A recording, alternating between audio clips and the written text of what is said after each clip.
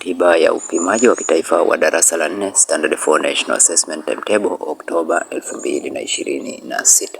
Ratiba hii itaanza tarehe 21 mwezi wa 10 2026 siku ya Jumatano, ambapo muda ni saa 2 mpaka saa 3:30. Somo ni jiografia na mazingira, sanaa na michezo.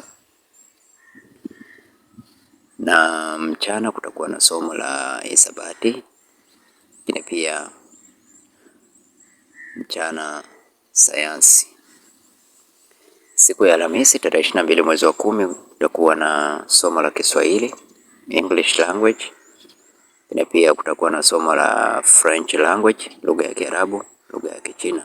Na baada ya mapumziko mchana kutakuwa na somo ya historia ya Tanzania na maadili. Kwa hiyo mwanafunzi au mzazi, hakikisha umeipata ratiba hii na umeweza kuielewa ratiba hii. Kwa wewe ambaye ni mara yako ya kwanza kuingia katika channel hii ya Feaboy, tafadhali bonyeza neno subscribe, like video hii na share video hii kwa wengine wengi zaidi. Hakikisha kuwa unayo ratiba ya upimaji wa mwaka 2026 iliyoandaliwa na Baraza la Mitihani la Tanzania. Hakikisha kwamba unasoma jina la somo juu ya bahasha husika na kuthibitisha kuwa somo hilo ndilo linalostahili kufanyika wakati huo kulingana na ratiba ya upimaji. Kabla ya kufungua bahasha, mpe mwanafunzi asome kwa sauti jina la somo liloandikwa juu ya bahasha ili kuthibitisha ni somo husika kwa mujibu wa ratiba. Endapo utata utajitokeza kati ya maelekezo yaliyomo katika karatasi ya upimaji na ratiba ya upimaji, maelekezo yaliyomo katika karatasi ya upimaji husika ndiyo yatakayofuatwa.